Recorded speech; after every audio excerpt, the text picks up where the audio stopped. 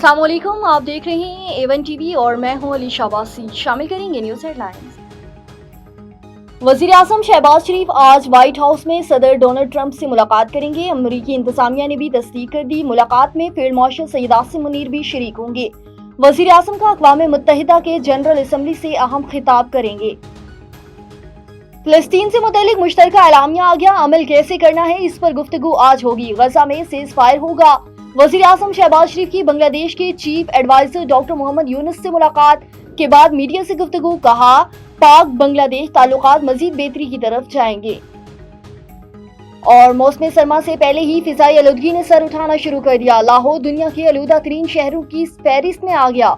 Air quality index 170 record. SK hydro power station के commercial operation का पहला साल मुकम्मल। इस्लामाबाद में एसके हाइड्रो पावर स्टेशन की सालगिरह की तकरीब में वफाकी वजीर एहसन इकबाल, चीनी नाज़िम उल उमूर और PPIBMD शरीक। मंसूबा CEEC चीन की आलमी 500 कंपनी ने तामीर किया। मंसूबे के तहत 2.8 अरब यूनिट साफ बिजली कौमी ग्रिड में शामिल।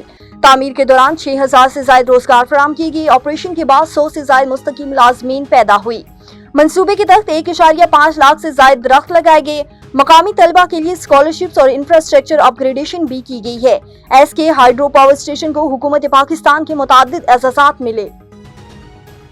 न्यूज स्टूडियो से फिलहाल के लिए इतना ही। मजीद किसी भी खबर से बाखबर रहने के लिए देखते रहिए A1 टीवी। A1 टीवी, सब पे नजर, अंदर की खबर।